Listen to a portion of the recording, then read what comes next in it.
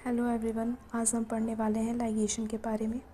हम पढ़ रहे हैं बीएससी फोर्थ सेमेस्टर का जूलॉजी का पहला यूनिट रिकॉम्बिनेंट डीएनए मैनिपुलेशन। उसमें हमारा आज का टॉपिक है लाइगेशन। तो लाइगेशन क्या होता है? जब हम अपना वेक्टर को और उसमें अपना जीन ऑफ इंटरेस्ट लगाते हैं तो उस जोड़ने की जो प्रोसेस होती है उसको लाइगेशन कहते हैं।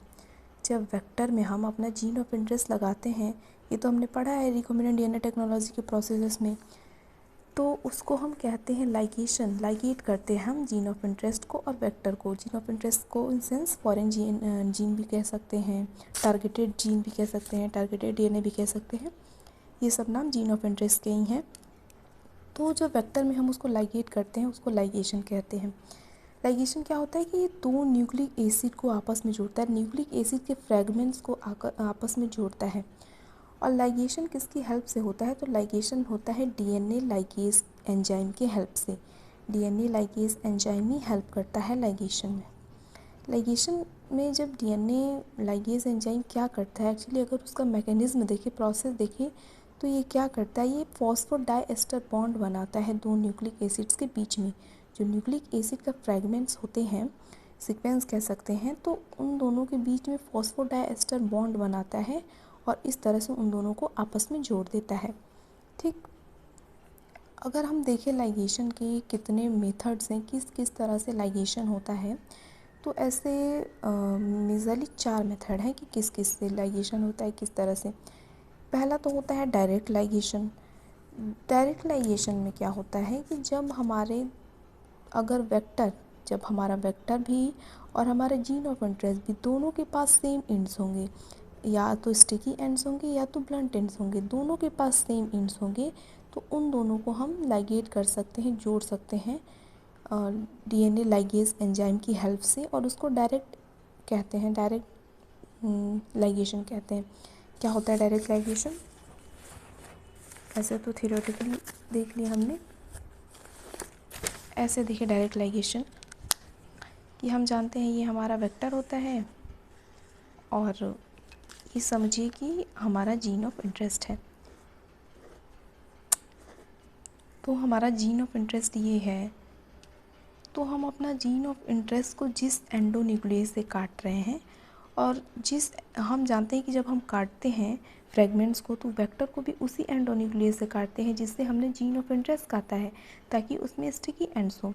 वो तो अलग बात है, लेकिन जब हम अपना जीन ऑफ इंटरेस्ट के पास भी सेम एंड होगा, मतलब या तो स्टिकी या तो ब्लंट, दोनों के पास स्टिकी या तो ब्लंट एंड। आपने रिस्ट्रिक्शन एंजाइम वाला टॉपिक अगर पढ़ा है तो आपको स्टिकी एंड्स और ब्लंट एंड्स पता होगा क्या होता है।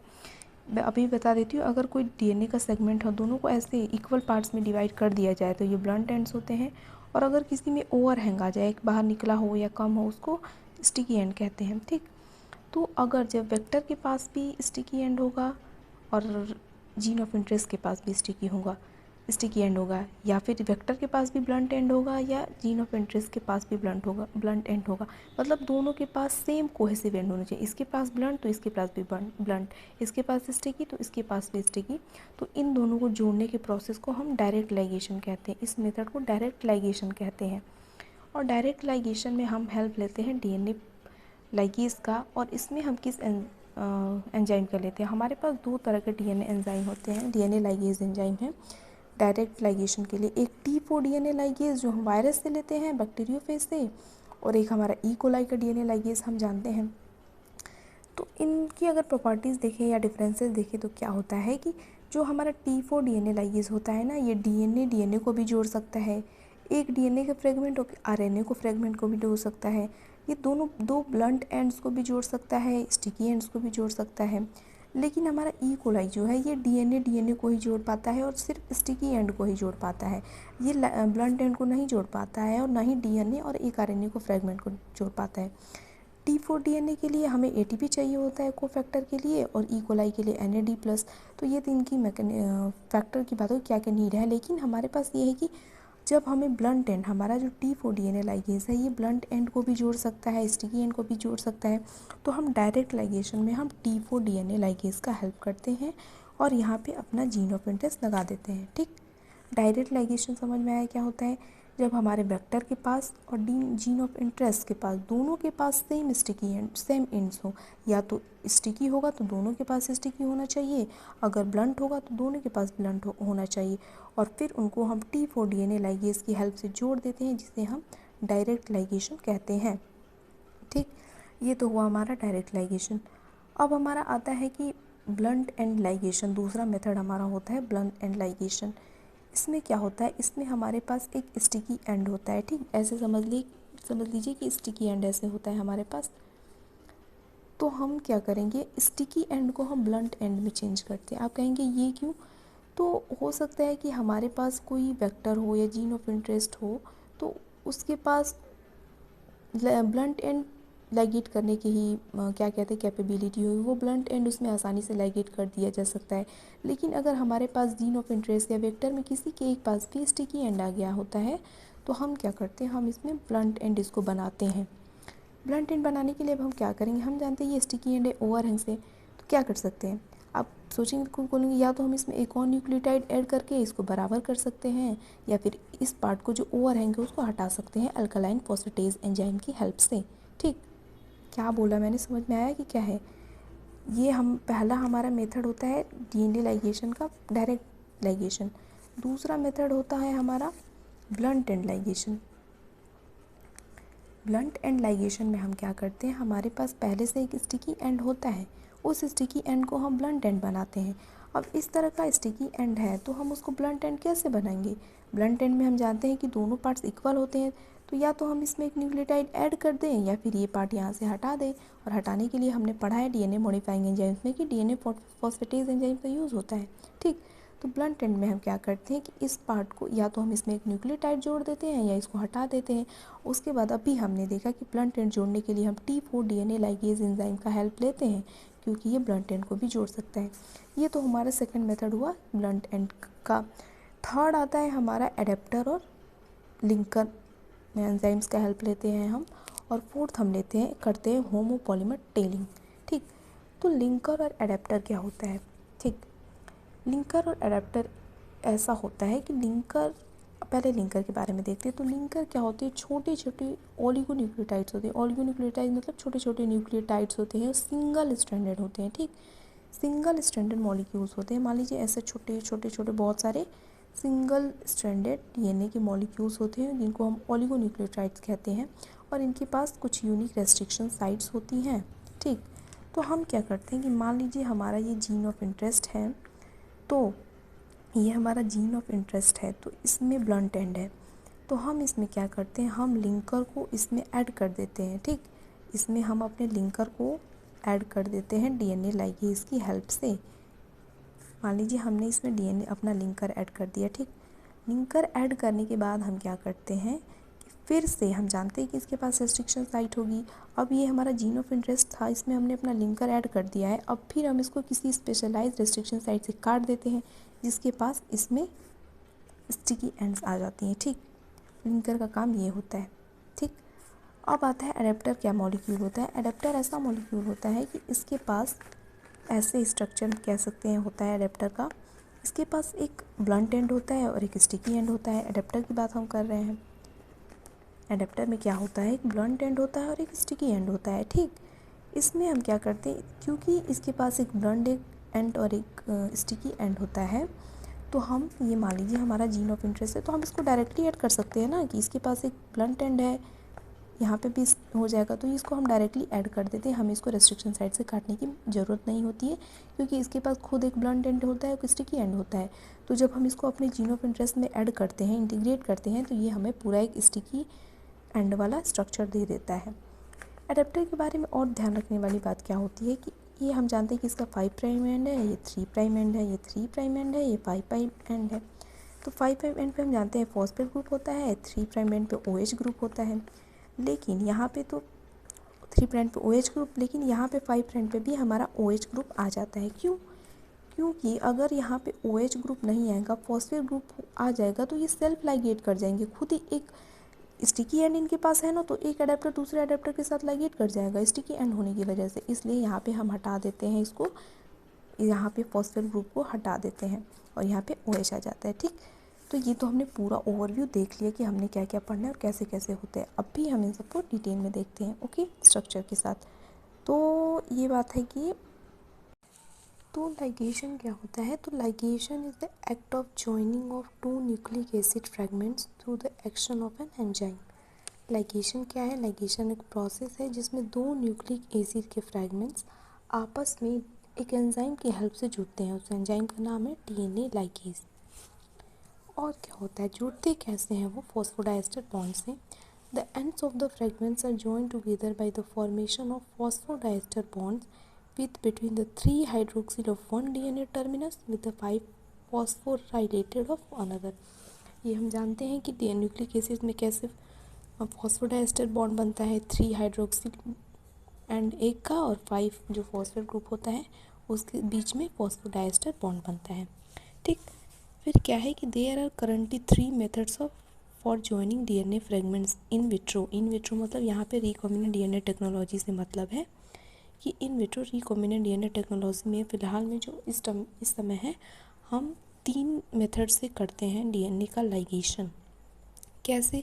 पहला मेथड है direct ligation. The first of this is DNA ligase that covalently joins the एनिल cohesive ends produced by certain restriction enzymes.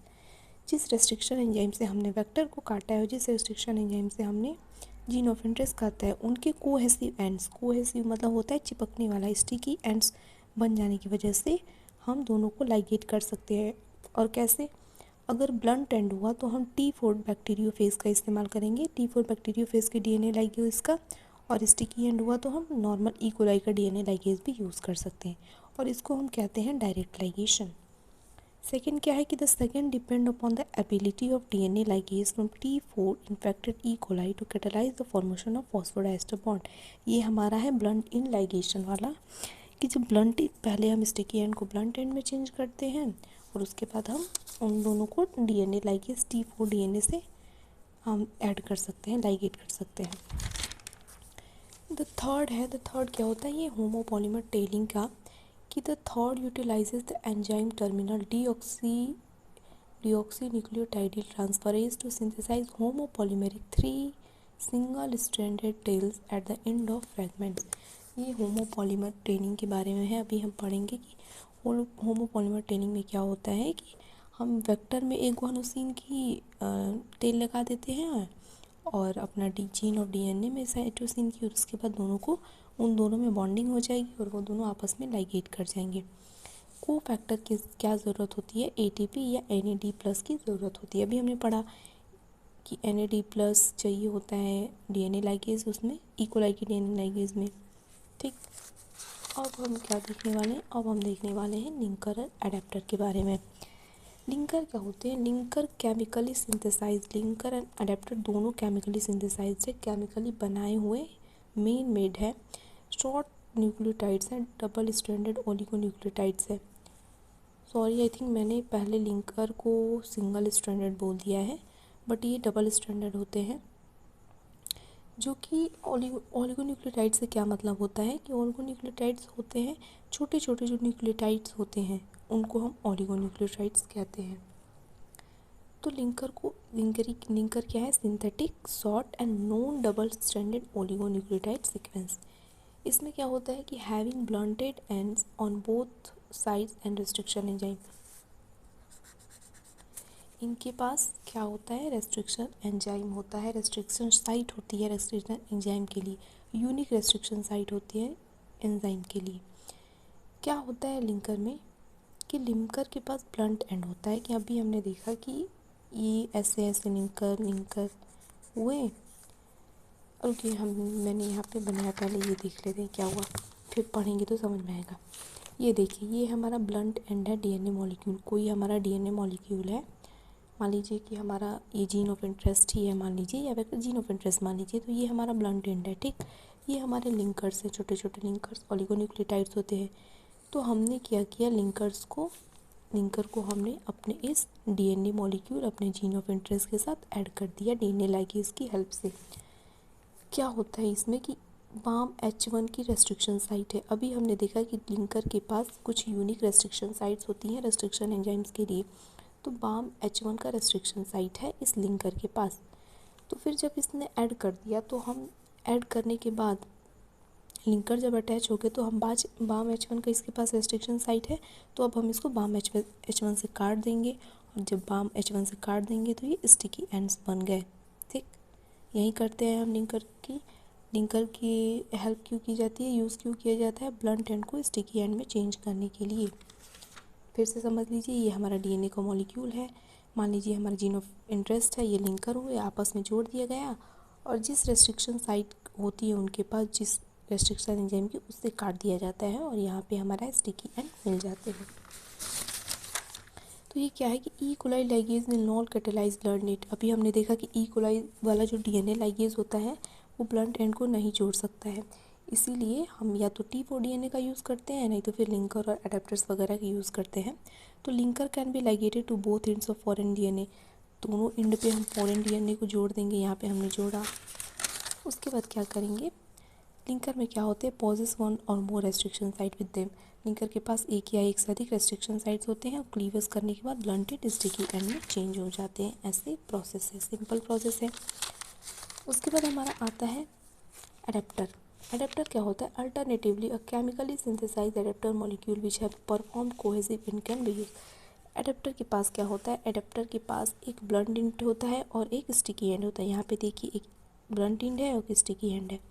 इसमें हम क्या करते हैं कि ये मान लीजिए हमारा जीन ऑफ इंटरेस्ट है, तो जैसा कि इसके पास पहले से ही ब्लंट एंड और स्टिकी एंड्स हैं, तो हम इसको डायरेक्ट बस लाइगेट कर देंगे। हम इसको रेस्ट्रिक्शन साइड से काटने की ज़रूरत नहीं है, और लाइगेट करने के बाद अपने वेक्टर में लगा देंगे। ठीक, लिंकर को हम जब ऐड करेंगे उसके बाद रेस्ट्रिक्शन साइड से काटना पड़ेगा, बट एडेप्टर में हमें काटने की ज़रूरत नहीं होती, क्योंकि इसके पास एक ब्लंट एंड होता है और एक स्टिकी एंड होता है, इसलिए हम दोनों को जोड़ देते हैं। और अभी हमने देखा कि एक 5 प्राइम और 3 प्राइम ड्रेस पे भी यहाँ पे OH ग्रुप होता है, क्योंकि दूसरे स्टैंड में भी, ताकि वो सेल्फ लाइगेट ना करें। तो एडेप्टर क्या होता है, an adapter is a short chemically synthesize, ये भी केमिकली सिंथेसाइज होता है, double stranded DNA molecule which is use to link the ends of 2 other DNA molecule, जिसे हम एक दूसरे डीएनए मॉलिक्यूल के एंड से जोड़ने के, चिपकाने के लिए यूज़ कर सकते हैं। The adapter molecule have one blunt and, इसके पास एक ब्लंट एंड होता है, bearing 5 phosphate group and a cohesive sticky and which is not phosphorylated. और क्यों नहीं होता है फॉस्फोराइलेटेड, ताकि वो सेल्फ लाइगेट नहीं कर सके, क्योंकि उनके पास स्टिकी एंड्स है तो वो आपस में भी लाइगेट कर सकते हैं, इसलिए हम वहाँ पे एक जो 5 डैश एंड होता है वहाँ पे भी OH ग्रुप लगा देते हैं, फॉस्फोराइलेटेड ग्रुप नहीं लगाते हैं। ठीक, ये हमारा लिंकर और एडेप्टर हो गया। अब हम देखेंगे होमोपॉलीमर टेलिंग के बारे में। होमोपॉलीमर टेलिंग में हम क्या करते हैं कि ये हम टेल लगा देते हैं, टेलिंग कर देते हैं अपने वेक्टर में और जीन ऑफ इंटरेस्ट में। कैसे करते हैं, जैसे यहाँ देखिए, ये हमारा वेक्टर है, तो वेक्टर में हमने इसमें जो टेल है इसकी साइटोसिन की टेल लगा दी है। ठीक, यहाँ पे साइटोसिन ऐड कर दिया है, और ये हमारा जीन ऑफ इंटरेस्ट है, हमने इसमें गुआनोसिन की टेल लगा दी है। तो हम जानते हैं कि साइटोसिन और गुआनोसिन आपस में बॉन्डिंग करते हैं, तो इन दोनों को अब हम ऐड कर देंगे अपने वेक्टर में। अब जैसे यहाँ पे वेक्टर के पास CC है, जैसे ही हम इसको यहाँ पे अपने वेक्टर के पास लेकर जाएंगे जीन ऑफ इंटरेस्ट के, तो ये GG के साथ पेयरिंग कर लेगा, और यहाँ पे टेलिंग की वजह से यहाँ पे रिकॉम्बिनेंट डीएनए मॉलिक्यूल बन जाएगा। ठीक, सिंपल है, टेलिंग करते हैं वेक्टर में साइटोसिन की और जीन ऑफ इंटरेस्ट में गुआनोसिन की। सिंपल होमोपॉलीमर टेलिंग भी यही होता है। और इसको किस एंजाइम की हेल्प से होता है, ये नाम याद रखना है कि टर्मिनल डीऑक्सीन्यूक्लियोटाइड ट्रांसफरेज। क्या होता है कि the enzyme terminal deoxynucleotide transferase catalyse the addition of a string of nucleotide to the 3 dash या 3 prime end of DNA fragment. जो 3 प्राइम एंड होता है वहाँ पे ये एक न्यूक्लियोटाइड को ऐड कर देता है, वहाँ पे हम अब टेलिंग कर देते हैं। यहाँ पे देखिए लिखा है कि one can add a string of G's guanosine, कहाँ पे ऐड कर सकते हैं, to the 3 dash end of one fragment, एक फ्रेगमेंट पे हम गुआनोसिन की टेलिंग कर सकते हैं, and a string of cytosine to the 3 dash end of other fragment, और एक पे हम साइटोसिन की टेलिंग कर सकते हैं। ये तो हुआ हमारा होमोपॉलीमर टेलिंग। तो ये हमारा लाइगेशन का टॉपिक कंप्लीट हो गया, एंड आपको नोट्स PDF में मिल जाएंगे। Thank you.